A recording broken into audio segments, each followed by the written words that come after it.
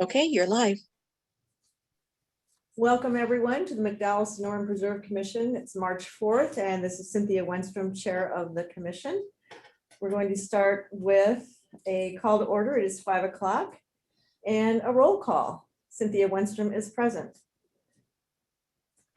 And we're going to go then to Commissioner Steve Coluccio. Steve Coluccio is present. Okay. Commissioner Mark Hackbarth. Hackbarth is present. Thank you. And then on to Tawana Parker. Parker is present. Thank you.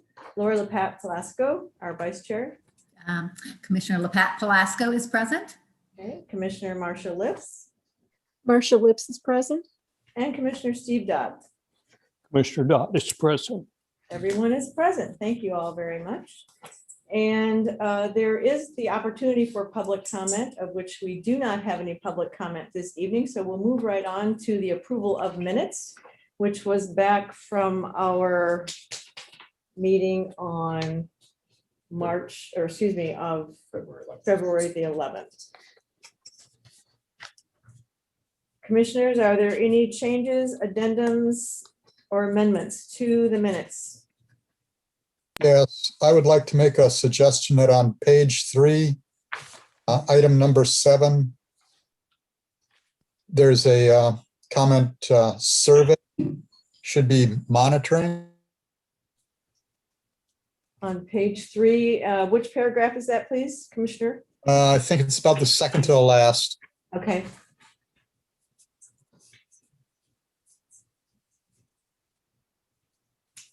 Oh, it's the second paragraph from the top. Oh, okay. Site stewardship programs in the process. That second line of that paragraph, I think what Commissioner Hackbarth is suggesting, preservation office to monitor culturally sensitive sites. Correct. Is that correct? Okay. So noted and changed. Other comments, changes from the commissioners? Hearing none, I will ask for a motion to approve the minutes from February 11th as amended. And we'll start with Commissioner Steve Dodd. Commissioner Dodd votes yes. Okay. And Vice Chair Laura LaPat Velasco. Commissioner LaPat Velasco votes yes. Okay. Steve Coluccio. Commissioner Coluccio votes yes. Okay, and Commissioner Marcia Lips. Marcia Lips votes yes. Commissioner Mark Hackbarth. Mark Hackbarth votes yes. Okay, and Commissioner Parker. Parker votes yes. Thank you, and Chair Wenstrom votes yes. Excuse me, Chair Winstrom. Yes. This is Tina with these scribers. Did I have someone that made the motion and seconded it? Thank you for that. No, you didn't. I'm so sorry. Okay, commissioners, may I have a motion to accept? Commissioner Dodd so moves. Okay, and a second, please. Coluccio seconds. Thank you, Commissioner Coluccio. Thank you, Tina. Do we need to vote again? I think so. Okay, so to keep everything straight, let's vote again. First is myself, Commissioner Wenstrom, Chair Wenstrom votes yes, and Vice Chair Laura LaPat Velasco. Pat Velasco votes yes. Okay, and Commissioner Dodd. Commissioner Dodd votes yes. All right, Commissioner Coluccio. Coluccio votes yes. All right, thank you. Commissioner Hackbarth.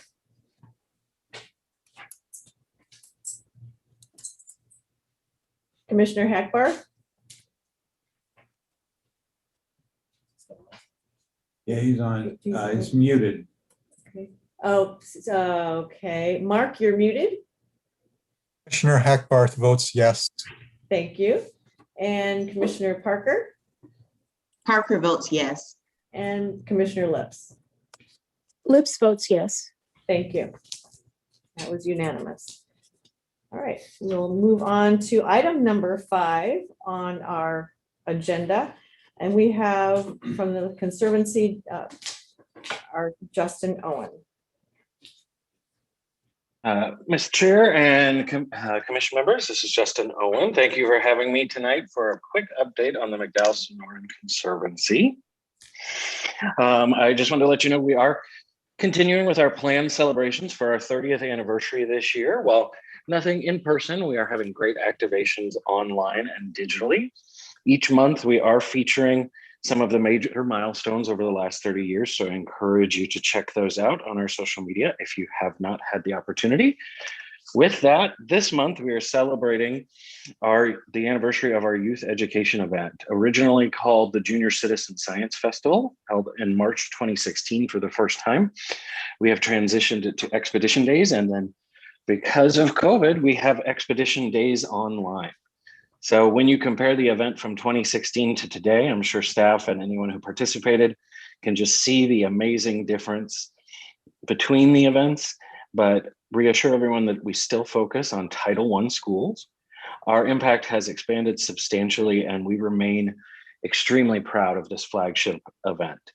As I said, due to COVID, we went to an online platform, and our Expedition Days Online includes an interactive virtual experience that delivers on inquiry-based education. So rather than memorization and repeating answers back, the students have to inquire into why things happen, which aligns with next generation science standard, which is really exciting for us.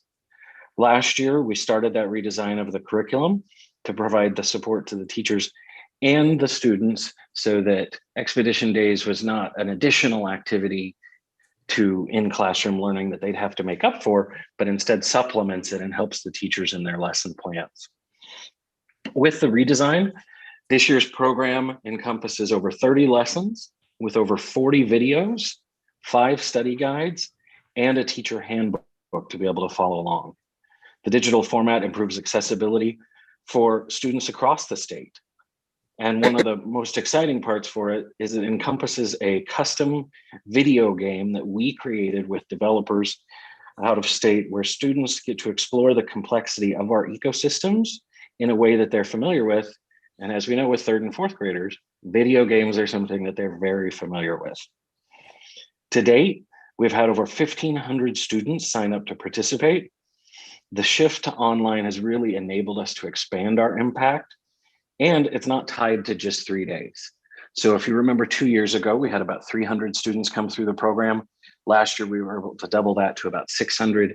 And this year, for us to be on the 4th day of the program being live, to be over at 1,500 students is amazing. To remind everyone, in the future, we do plan on bringing our in-person event back, but that will not get rid of our online program, allowing us to focus our in-person on Scottsdale Unified Title I schools and schools in the local area, but then online allowing for that much broader reach across the valley, the state, and as far as the internet can go. From our scientific work, we are now entering our spring fieldwork season, so you'll see our stewards and our scientists out working out in the field in the preserve, of course, social distancing and in small groups. I can say that the weather has cooperated a lot more this year than last year. So we will make sure that everyone is safe while they're out there. March and April do see our scientists spend a good portion of the time in the field, working with our citizen scientists and partners. As well, we are launching a new project with support from the Arizona Game and Fish Heritage Fund. This will focus on the telemetry of desert tortoises and additional acoustics for our bat monitoring projects. An exciting moment for us, 2 of our publications are in the works. The first on degraded land methodology and the second on trail restoration. So we hope to have those publications completed so that we can get them out there for the world to enjoy. As well, I'm really excited. Scott or Croy may have an update on this later, so I apologize if I'm stealing their thunder, but we officially launched our pilot program with Scottsdale Fire Department, working with them on their FireWise initiative.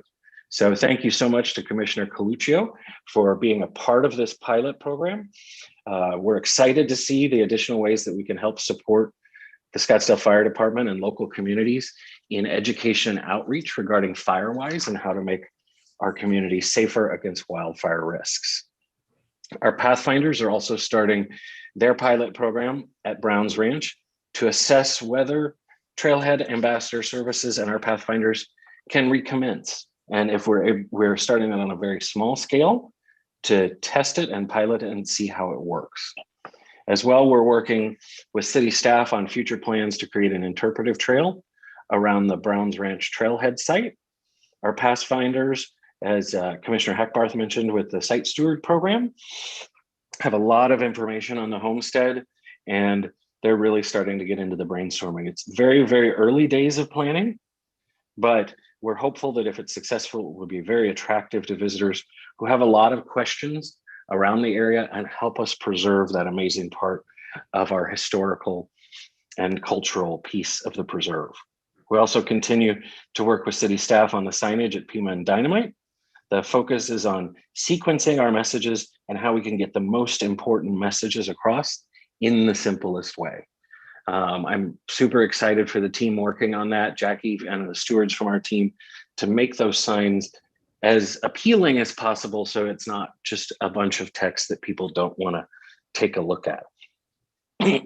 As well, our public-facing activities still do remain paused, other than the couple that we spoke about due to COVID-19. But we continue to have our patrollers out there doing our trail, being our trail ambassadors, which I'm excited to say they're thousands of hours above where we were in the past as our stewards are out there making sure everyone stays safe. We're still completing our construction and maintenance projects. And as we talked about with our field work, we are beginning our scientific research again. So reassuring everyone, we are social distancing and doing them in size appropriate groups, but we're really excited that we can continue to do our work to support the city and care for our amazing McDowell Sonoran Preserve. So with that, I would open up for any questions from the commissioners. Thank you, Justin. Excellent information as always. Commissioners, do we have some conversation or questions or comments for Justin? Hearing none, you did an excellent job, Justin. Thank you so much for the information as always, and we will move on to item number 6. Thank you very much. Thank you, Chair Wenstrom and Commissioners. This is Scott Hamilton, the Preserve Manager. And this item before you tonight is our annual update on the large mammal aerial survey that Game and Fish conducted in January. This is actually the 9th January in a row that this survey has been completed. We do it in partnership using the expertise and the knowledge and the staff, the experience from Game and Fish, and through an IGA, an intergovernmental agreement that the city has with Game and Fish that we first put in place in 2013. The city of Scottsdale funds through our annual operating budget the actual helicopter flight time to conduct this survey. So now we're deep into our second 5-year IGA. So it's pretty amazing that we've been able to collect this amount of data for that many years. Prior to this process, Game and Fish would fly the preserve, and honestly, some areas that weren't the preserve at the time that now are, every several years, which was producing good data. Data's good, more data is better. So being able to fly it every year, it really gives us the ability, as Officer Deborah Groves will talk about in a second, to really monitor the trends of the data in the preserve. So with that, I will introduce Officer Deborah Groves. She is the Wildlife Manager for Game Management Unit 25M, of which the preserve is a part. And we've had several wildlife managers present over the years, and this is the first year that Deborah is with us in this capacity, and we're thrilled to have her. And with that, she is going to share her screen and take it away from there. Okay, fantastic. Commissioners and everyone joining us virtually, it's so nice to be here with you. Can everyone hear me okay? And can everyone see my screen all right? We sure can. Okay, fantastic. Well, I'll jump right into it then. Thank you for that introduction, Scott. As he said, I am the Wildlife Manager for Unit 25M, of which the preserve is a part. And this is the results of our survey that we flew on January 13th in 2021. And he basically wrapped this up pretty nicely. I just wanted to explain a little bit about the fact that this is a great partnership between the Game and Fish Department and the city of Scottsdale, and being able to fly this area every year, as Scott so greatly put it, more data is better. Currently, other management units in the state are being flown on a 2-year cycle, which makes it a little bit more difficult to see the trends. So being able to fly every year is really valuable, because that's where a great deal of that information comes from, is being able to see trends across multiple years, 3 to 5 years, ideally. So this is great for the preserve in order to understand what's going on with large mammal populations. And it's great for the Game and Fish Department as well to assess herd health in relation to the harvest prescription. So to orient you here, we're looking at the McDowell Mountains, and this red line that you see going around the mountains themselves, this is the actual survey track that's flown by the helicopter. And this is what's called a contour survey, because the topography really lends itself to this type of survey. And here in green, you can see some of the trailheads marked, just to orient yourself here on what we're looking at. And then here, this is the Northern Preserve. And as you're all aware, the topography is very different. So the survey itself is different. These are half-mile transects that are flown on that northern portion of the preserve there. So here are our results with data going back to 2015. And here we are at the end there on the right, 2021. In red, you'll find the population estimate for javelina, and in blue, you'll see the population estimate for deer. And one thing that I wanted to explain on this, this slide in particular, is that this is an estimate of the population. These survey efforts are not in an effort to count every single animal that is on the landscape. Instead, it's to get an idea of an estimate, essentially. So being able to fly in a transect, we get an idea for the approximate density that is in a particular habitat type, and from there we extrapolate what we think the population might actually be. And there was something interesting that happened with the data this year over last year. So here in red for the deer observation, these are the actual numbers of animals that were observed from the helicopter, and behind in blue, that's the corresponding population estimate. And I would like to call everyone's attention to 2020's number versus 2021. You'll notice in red, last year there were a total of 84 deer that were observed. This year, there was a total of 104 deer that were observed. So we actually saw more deer. But based on the statistical analysis between the two observers that are on the one side of the helicopter, our confidence interval wasn't as great. So therefore, the estimate of the population has gone down, even though the number of animals we actually saw had gone up. So that was just one thing that I wanted to point out for everyone that was kind of interesting, and definitely noteworthy. So even though it appears to be a downward trend in the deer population, there's a little bit more information behind that data there. So, and moving on to javelina observations overall, pretty much right on track. We're a little bit down from last year, but as we'll see in some subsequent slides, the javelina population is very stable, and the ratios that we use to look at these observations are also within guidelines. So very good news there. So here on this slide, it will look very similar to that red line over the McDowell Mountains. What this orange line is the actual track that we flew in 2021. And the dots that you'll see along that line, those are where the actual observations of the animals occurred. And I've broken them out between mule deer, javelina, and you'll notice in a couple of places there were some observations of coyotes as well. So I've marked those out just to capture that information as well. So this is the southern portion of the preserve. And then here's those half-mile transects in the northern portion of the preserve, also broken out between species. And on this slide, I would like to take an opportunity to just kind of explain these ratios that the department uses as far as management guidelines go. This graph here that you see on the right side of your screen is not actual data, but it's just to explain how to read the graphs going forwards. So you'll notice that there's these two dashed red lines, and those are essentially the guidelines that are set by the Game and Fish Department. There's an upper bounds and a lower bounds, and whatever indices we're looking at will be a line upon the graph. And generally speaking, the way that the department looks at it, if there's anything above our guidelines, that may be an opportunity to increase hunter opportunity based on the health of the population. And below those dotted lines, that might be something that we look at to decrease opportunity if the population is below our guidelines. So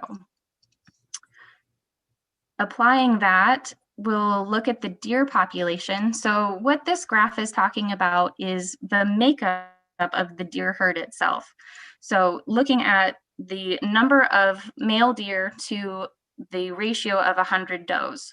And you'll see that the upper guidelines that the department has set for mule deer herds is 30 bucks to 100 does. And you'll see that the preserve is well above guidelines. So it's a really healthy herd in terms of ratios between males and females, which is excellent.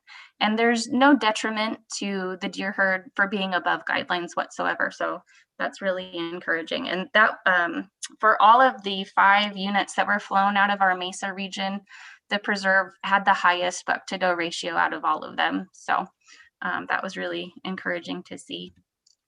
What was not so encouraging, however, was our fawn to doe ratio. And unfortunately, this trend was something that we saw statewide. As you are all aware, I'm sure our precipitation that we had in 2020 was just abysmal, unfortunately. So trends like this, especially when our buck to doe ratio is so high, and for a trend to occur or for a data point to occur so quickly over just 1 year, that really speaks to more habitat issues, either with predation increased or forage quality or quantity available on the landscape. And in some cases, water as well. So that usually has a bigger impact on the number of fawns we see on the landscape, especially if the female deer are experiencing quite a bit of stress throughout that year. So in terms of drought, that would be a very stressful thing for them to endure. So that's definitely something that we're going to be keeping our eye on. The preserve was not the worst in terms of the fawn to doe ratio out of our Mesa region, but it's definitely something that we're going to be keeping an eye on going forward. So in summary for our deer, the deer density in the preserve is still among the highest in habitat that's similar. So on average, 1.5 to 2 deer per square mile is what we see in habitat like this, but the preserve is above that at 2.8 deer, which is really great. And overall, for it being that we have so many years of consecutive data, this population appears to be stable and in really great condition overall. So moving on to Javelina. Again, you'll see one of those graphs with the upper and lower guidelines, and the average herd size is right in between those guidelines, right where we want to see, and very, very stable. Currently, the average herd size is 9, which is on the upper end of guidelines, and that's exactly what we want to see. And similar to the buck to doe ratio, there is no detriment to having larger Javelina herds. But anything that's lower than 7 or so would be something that we would look at decreasing hunter opportunity or hunter pressure on the herds. But it appears to be that they're very stable and at the upper end of guidelines.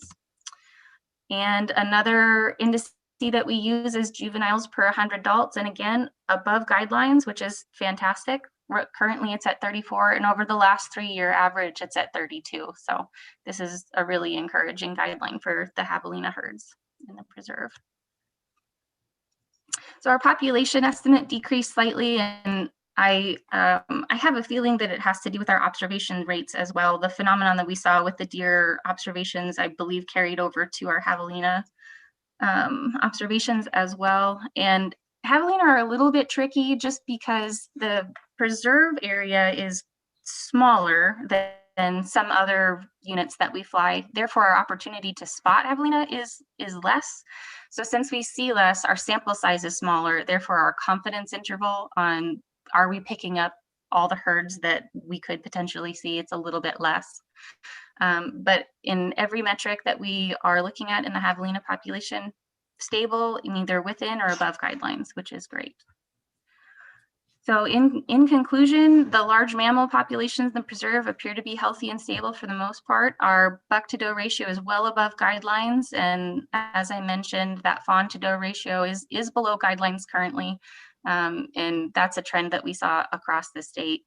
And again, that even though we saw more animals, more deer this year than we did last year, the population estimate has also decreased slightly. And there's several factors that could go into that discrepancy between the amount of animals seen and the survey population estimate, including, you know, we had, I believe everyone on the flight that we had was new to the area and had not flown it before. So that could have played a factor into our observation rates. So with that, that's everything that I have for you guys. I would be happy to take any questions or if there's anything that I could explain a little bit better. Velasco. Oh, thank you for that. Commissioner Palasco, you have a question? I do. Thank you very much for that presentation, Deborah. That was really interesting. So I do a lot of statistical analysis in my job, and I'm just wondering, which statistical programs did you use for your estimation of the deer? So that is a program that was developed by our game specialists, and I would be happy to follow up with you on exactly what it is. I can show you on our mule deer hunt recommendation. You guys are still seeing my screen, I hope? Yes. Okay, so with a statistical background, I'm hoping this looks familiar to you. So these are the actual rates of our observers that we had this year on this specific flight. So the total overall observation rates for both of our observers was less than 80% on this flight. So Yeah, we're still seeing your PowerPoint presentation. Oh, yeah. Switch the okay. to the other All window. right. Apologies. Thank you for your patience.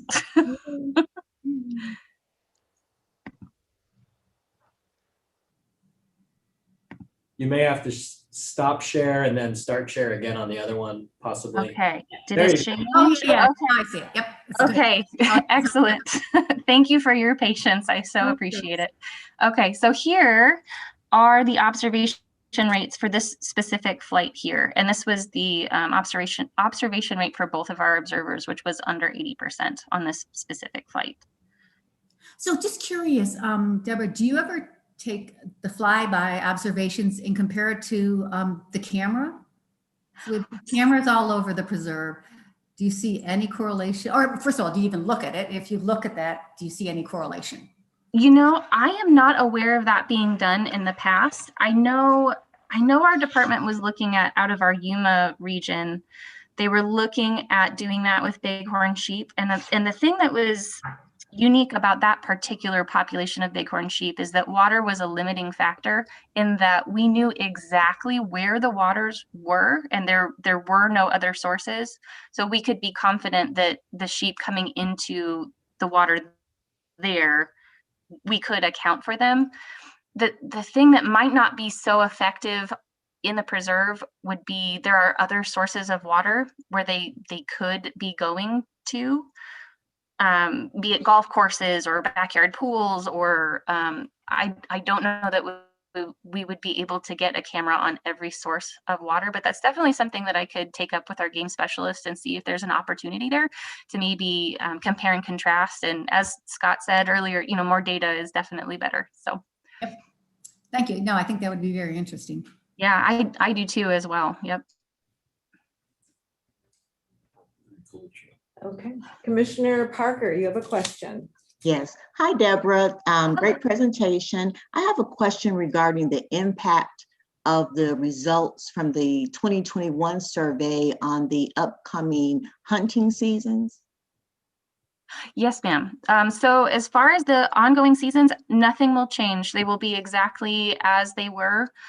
So there was going to be a hunt in December and a hunt in January, and the Javelina hunts mirror the mule deer hunt as well. They're over the counter. So yep, no change. It'll be exactly as it has been in years previous. Commissioner Colucci. Thank you very much, Deborah. And Commissioner Colucci.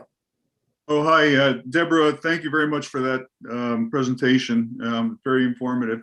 I have a couple questions, but before that, I just wanted to mention that the corridor camera project, where we had cameras out in the preserve, I think it's temporarily on hold now, and all but one of the cameras, as far as I know, all but one of the cameras have actually been removed, so they are no longer out there.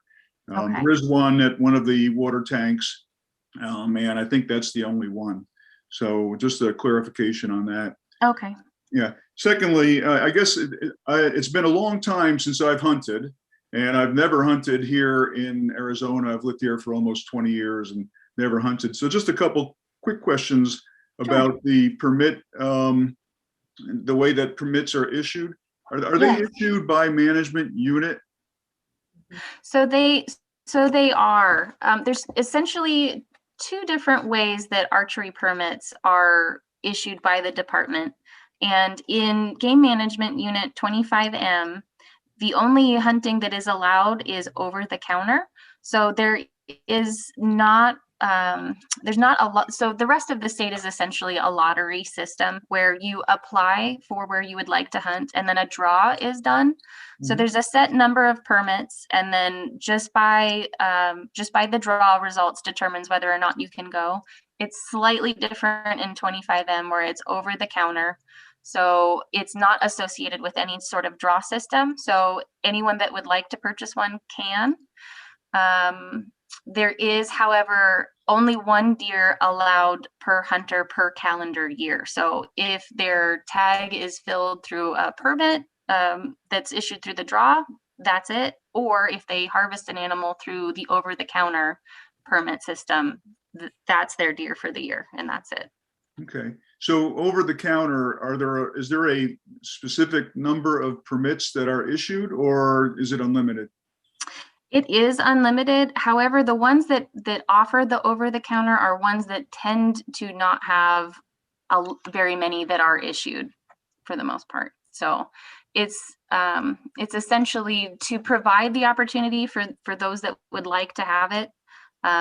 However, there is not a set limit on how many tags can be sold. Okay, thank you very much. Yep. One point to add to that, Commissioner Colucci, this is Scott. The hunter success rate is an important part to all of that too. And in areas like the preserve, the hunt success, even though anybody who wants a tag can buy one, not that many people do, but of the ones that do, their success rate is really, really low, like single digit low. Yeah, Scott, thank you for bringing up that point. That's a very important point. And that's part of the factor in the over the counter tag, which is the fact that the hunt success rate is so low. In fact, statewide, only 7% of hunters that purchase an over the counter tag are successful. And the last year that I had data for over the counter success rate for 25M specifically, which is not just the preserve. The preserve is a smaller portion of unit 25M. So unit 25M in total, the success was 10%. And based off of the hunter questionnaires that the preserve puts out for hunters to fill out before they go in, approximately 60 or so. I think I had 58 responses that I saw come through.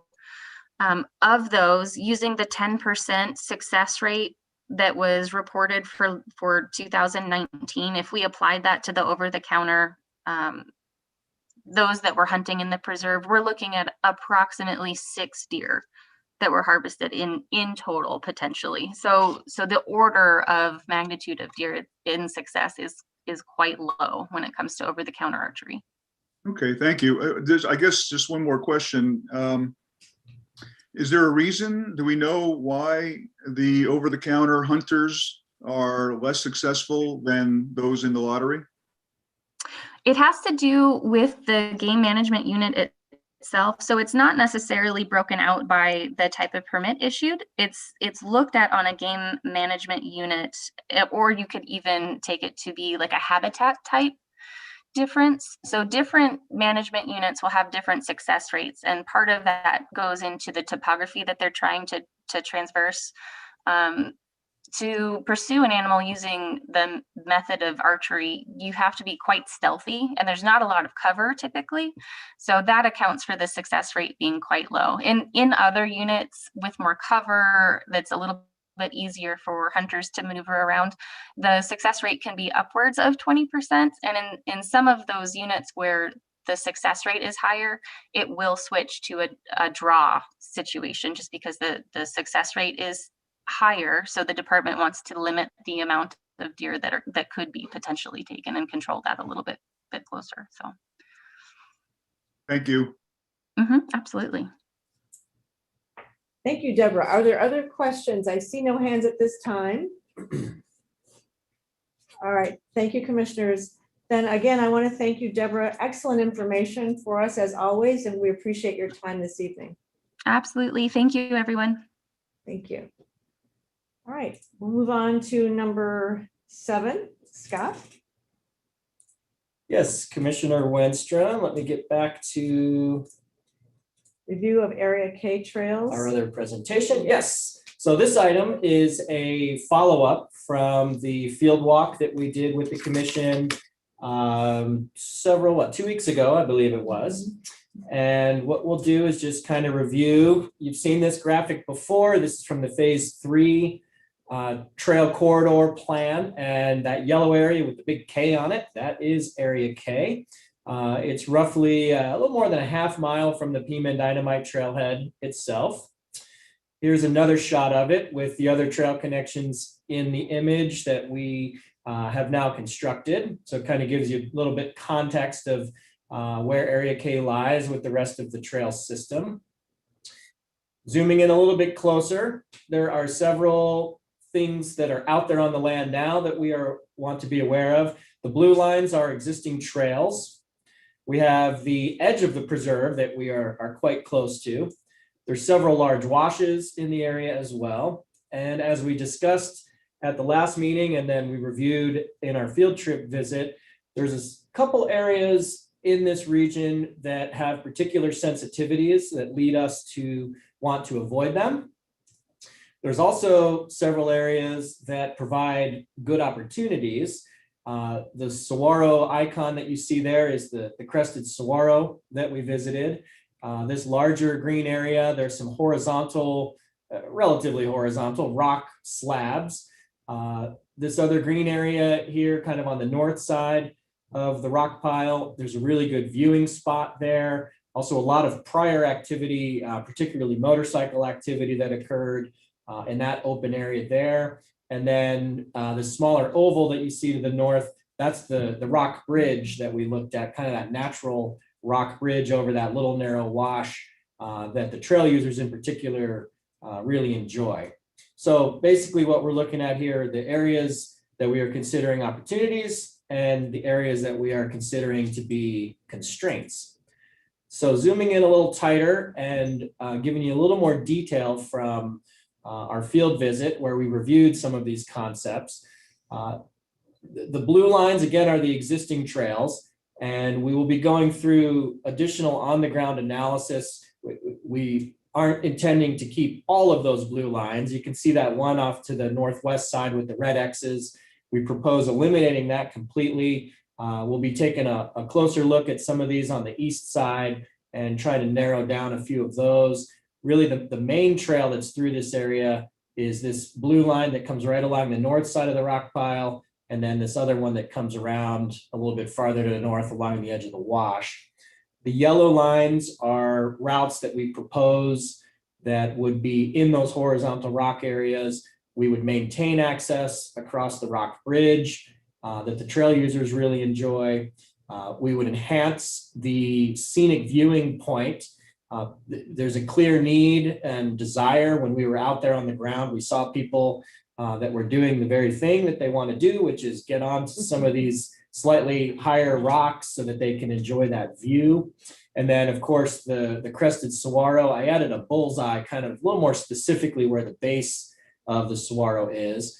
And then these red dashed lines, as we talked about the concept out in the field of potentially adding some fencing, not only around the more sensitive portion of the rock pile itself. You've seen that line before. And this red one a little bit south of that near the crested saguaro is our concept of an additional piece of fence. And there in finer detail, what we don't want to do is put a fence just around the saguaro and make it feel like it's in prison, and it might look kind of weird aesthetically and just not quite feel quite right. So what we're trying to do is align the fence in a way that it feels like a range fence, where we kind of hide the ends of it in large trees and some smaller boulder piles, so that it just feels like a typical range fence you'd see out on the land, without it being like a cage around the saguaro itself. And we think by doing that, we'll be able to enhance people's access to it. They love taking pictures with it, taking pictures of it. They would be able to get near it and still do that. But the arrangement of the fence would keep them from impacting the root zone of the saguaro, as well as right now there's a lot of burr sage bushes in particular around the saguaro itself that help keep cover, help maintain moisture in the soil. And we don't want those burr sage bushes to get trampled. We will continue to work with our partners from the Conservancy as well as Game and Fish on the design of these fences. We want to obviously, the goal is to keep people from going through them, but we want to try to make them as permeable as possible to the wildlife that's in the area. So from here, the plan is to continue to refine the actual alignments of these on the ground. We've been working on that since our field trip. And then for our trail builder, Doug with Cuddy Mountain, who you guys got to meet during the field trip, the plan is to have Doug start working on the actual physical improvements of this later this month, with the goal of having it completed before summer comes, and also before the completion of the Pima and Dynamite Trailhead, which is slated for later this summer. So with that, I would be happy to answer any questions you might have. Commissioners, no questions for Scott? I hear no questions. Okay. We've got Commissioner Coluccio. Thank you. So I just wanted to say a couple things. Number one, thanks for taking us out there. It really, made it clear what we're trying to accomplish. And, as usual, you've given a lot of thought. It's obvious that you've given a lot of thought to what you want to do. This is going to be a very popular spot, especially for bikers, but, hikers as well, because it's so close to the trailhead. So getting out in front of it's a really good idea, and just want to applaud you for doing that here. Thank you for that, Commissioner Coluccio, and we must extend that as well to not only to the commission and all the input that you gave us and the discussions that we've had, but also the phase 3 working group, of which I know some of you are also a part, and we have other citizens and trail users that are part of that group.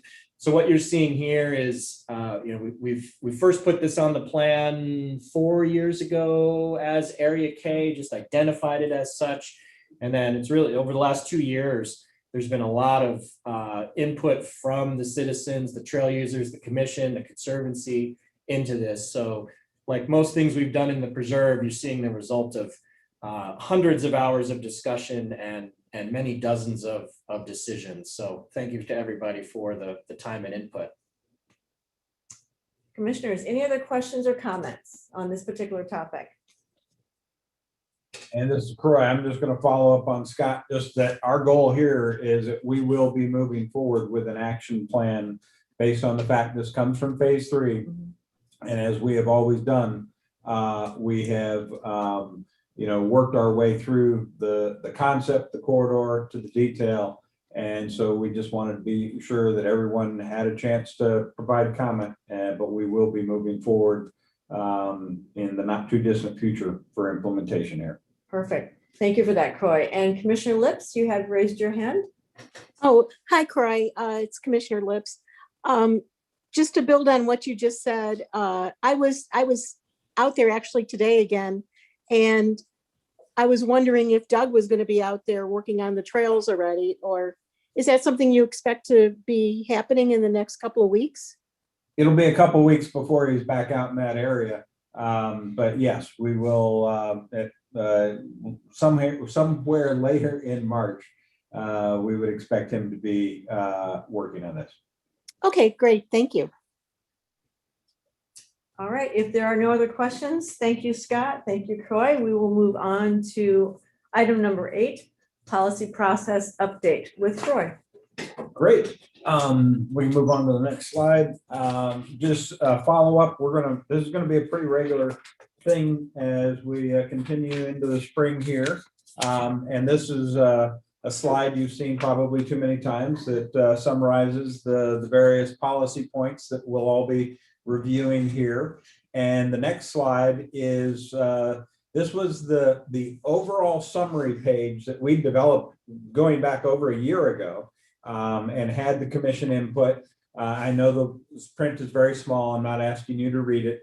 But the first page, or the one on the left side, is the one that really had the summary points. And then the second page was the attachment that just restates the purpose of the preserve ordinance and the management objectives from the preserve ordinance.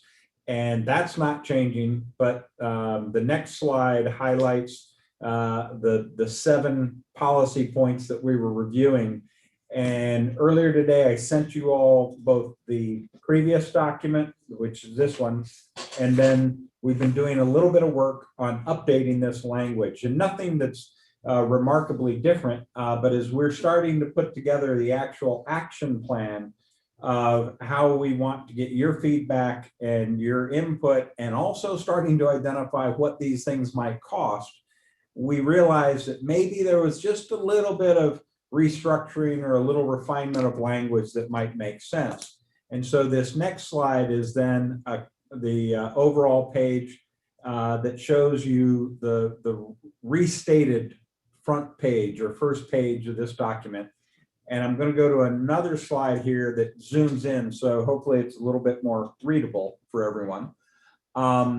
And we just restructured the very top key points that came out a year ago when we were still meeting together up at FEN, was that the commission wanted to be very clear that the guidance for this effort were the ordinance purpose and the ordinance management objectives. So I just restated that very front and center.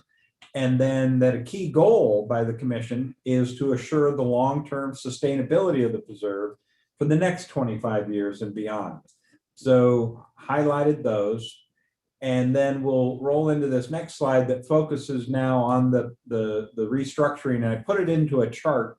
We have the 7 elements, and this just shows you the first 3. Land acquisition hasn't really changed, but we did a couple of things. Over on the right side, we highlighted for all of the points whether they're part of the ordinance purpose, and remarkably, they all are. And then we also wanted to highlight the ordinance management objectives, which I misspelled in the document, and I even redlined it just to point it out to everyone. And so the goal here was just to help everyone that's part of this process, the public and anyone that might be inquiring as to why are we looking at these areas. We wanted to have that direct tie back to the ordinance. And so we thought this was a helpful way of seeing that. The next slide points out a couple of other things. Under each of the categories and under number 1, the land acquisition priorities, you can see we have the land acquisition plan. And we did that in each of these elements. Under number 3, it's the ecological resource plan. Under cultural master plan, number 7, it's the cultural resource master plan. So we wanted to reinforce that we have master plans, and we may update some of those as we go through this process, but we wanted people to also understand that. Changes occurred in items 2, where originally the document from a year ago said daily preserve operations and maintenance and included research and education. And then item 3 was habitat corridors and protections. And as we were getting into it, we really realized that the daily preserve operations and maintenance was more of a standalone category, and that the item 3, the habitat, had an awful lot to do with research and education, and that most of the research is going to be related to the flora, the fauna, the desert ecology, so to speak, and that it made a little more sense to structure it this way. And so, and thanks to, we've been working with Justin and Jackie from the Conservancy, and Jace, former chair, and Commissioner McKeegan providing input. And these are all open for your input as well. Don't take this as a final, we wanted to give this to you and give you the next couple of weeks to look at it. And we'll be back in 2 weeks. And if you have any comments, feel free to let us know. You can send them to me ahead of time, or we can raise them at the next meeting in 2 weeks. So we updated 3, and then number 4, corridor protection, had been part of number 3, the habitat, but we separated it out because this is really about the wildlife crossing potential, the potential bridge or whatever that might be up at Rio Verde Drive, where it crosses the preserve. And it's kind of a unique standalone item. And we just felt that, you know, trying to merge it in with science and research or with education didn't quite have logic to it. So we did update that as well. Again, not taking anything out or really adding things. We just did a little bit of reordering here. The next slide moves into the lower categories. All we did was restructure number 5, invasive plants, wildland fire mitigation and restoration projects. So no real change there. And then 6 and 7, we added, as I mentioned before, the master plans that relate to those. And then I slightly restated the comprehensive funding review and recommendations, which that'll be a next step. And we'll come back in 2 weeks and have some outlines for you. And that'll be part of the upcoming homework assignments that we'll have for everybody, that we'll be looking at all these policies and what might the cost be it on a yearly basis or one-time basis. And we'll have a chart that takes this upper, these 7 policy items, and then to the right of it, we'll develop how we estimate funding, and then can look at how we go about coming up with funding solutions. And then we also had a graphic previously that showed the timeline. I'm going to update that based upon input, and we'll have that back at the next meeting. So this is that graphic that will get revised, and I won't spend any time on it now. It's not fundamentally wrong, but of course we've gotten past some of the dates, and we'll update that just to be more accurate. And then for next steps, as I said already, we'll be back in 2 weeks. We'll look for your comments. You're welcome to share them ahead of time. We'll also be talking about how we start developing our public participation with a web page and our upcoming spring and summer involvement.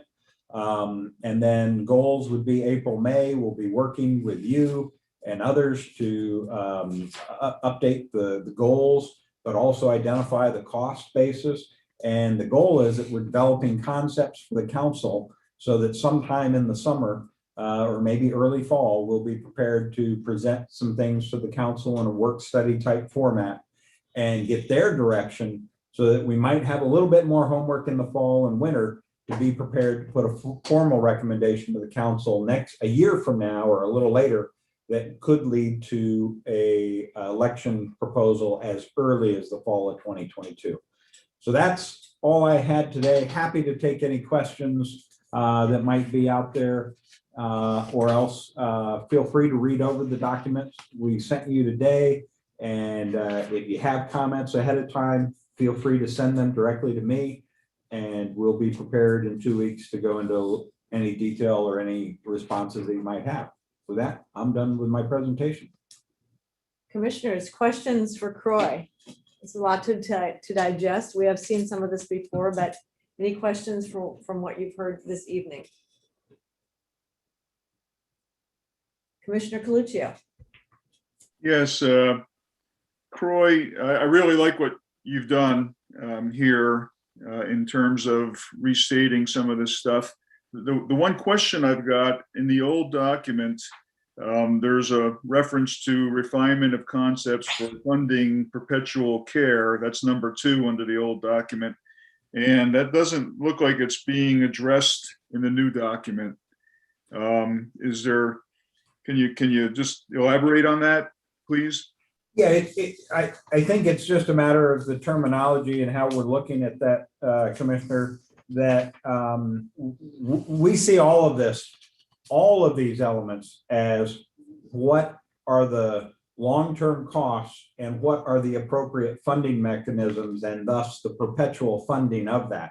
So I think it's really the whole program is looking at that, and the perpetual funding had some previous life from earlier discussions, and it may not be quite the right way we want to state that, I think was all that is. So our goal is still the same. And I think as we get into the discussion in 2 weeks about what the costs are and how we look at funding those, then we'll have a proactive, the bottom point here, the comprehensive funding recommendations. That's really going to be where I think the rubber hits the road as to how are we going to pull this off. Thank you. You are welcome. Any other questions regarding item number 8 for Croy? Seeing no hands, thank you, Croy, for this very comprehensive. And we will all do our studying for the March 18th meeting. Thank you very much. All right, let's move on to item number 9, staff reports with Scott. Thank you, Chair Wenstrom. Commissioners, I have 2 quick items. One of them Justin already touched on regarding our one of our favorite charismatic inhabitants of the preserve, the Sonoran Desert tortoise. As Justin mentioned, the Conservancy is embarking on a tortoise telemetry project funded by the Heritage Fund and in conjunction with Arizona Game and Fish. We're very excited about that. You'll hear more about this in the coming years as this project proceeds and information is gathered. But the tortoises are a very sensitive species.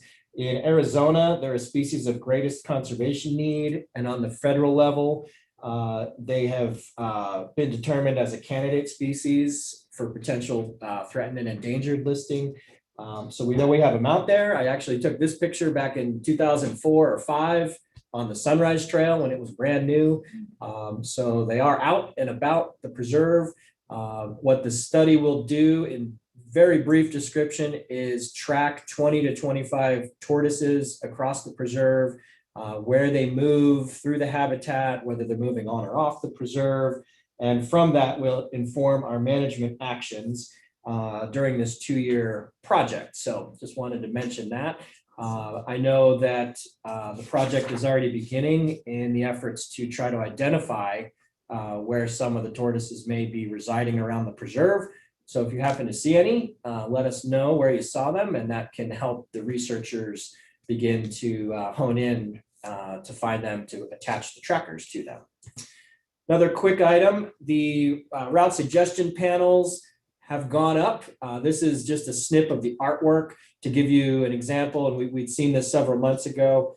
The area on the left is still the map as it typically has been presented at the trailheads.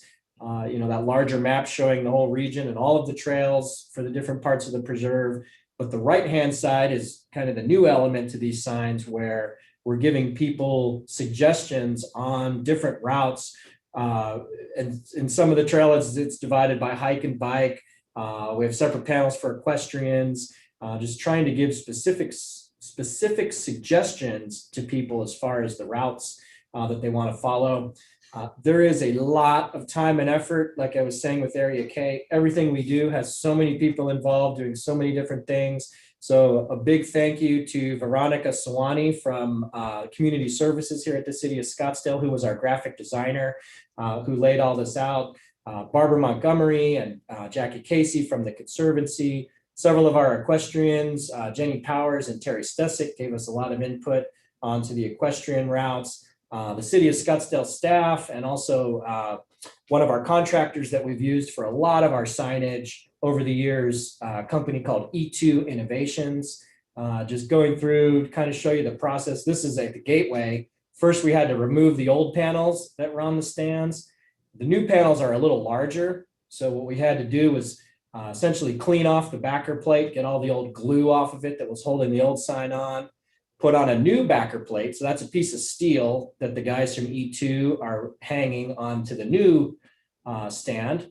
Then attach the sign to it. They basically glue them on nice and tight. And then here's what you have as the end product. Here's a couple other shots. This is the Lost Dog Wash, I'm sorry, the Gateway Equestrian Area. Tom's Thumb on the Marcus Landslide Trail.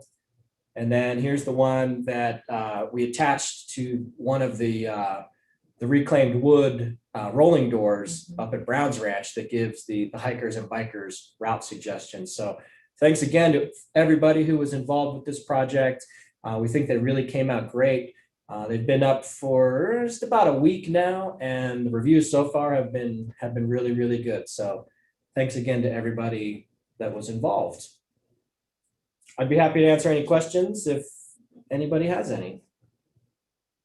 I'll raise my hand. This is Chair Wenstrom. I just have to say that I think the signage is remarkable. I think something that would be interesting to come out of this with proper time would be likely these drawn areas would be highly used, probably by a lot of people. It would be interesting to see how that might impact our large animals.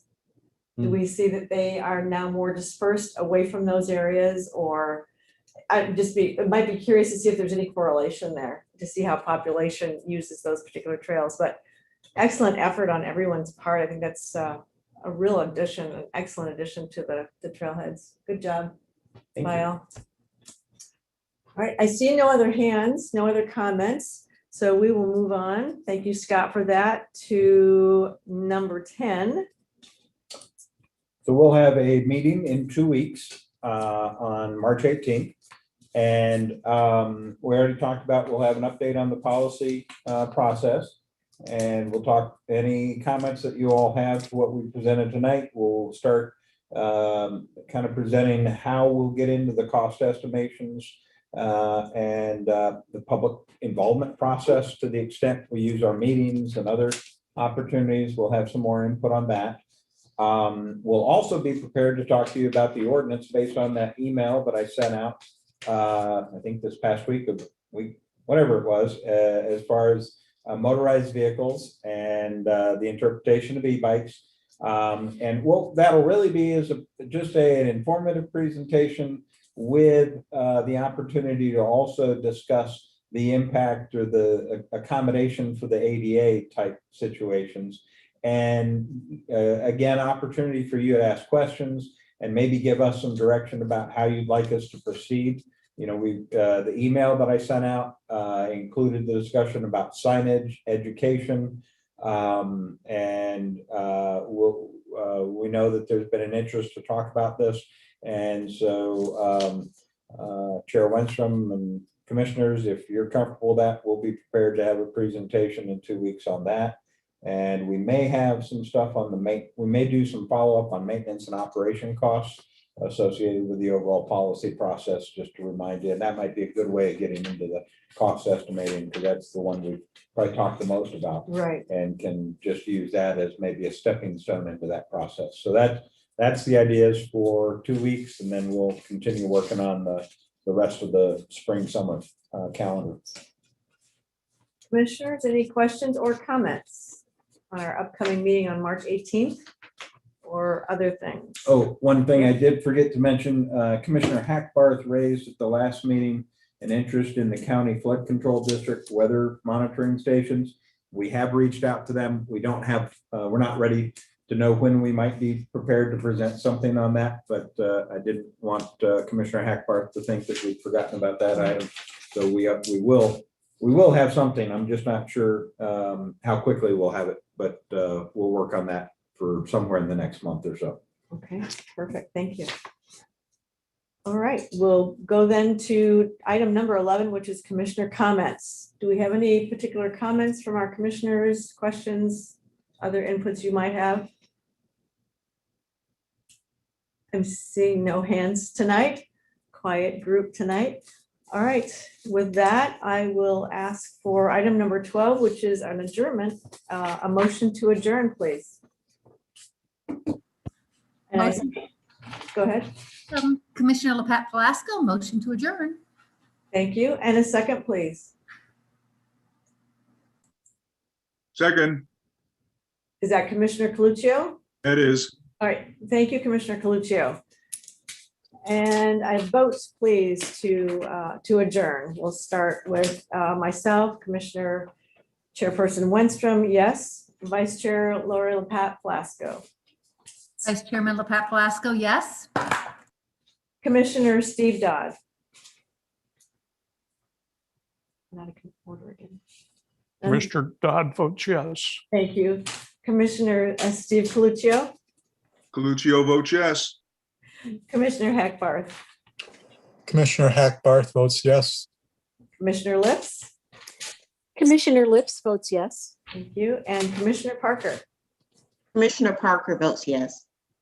Thank you all. With that, we will close our meeting. Adjourned. Thank you, everybody.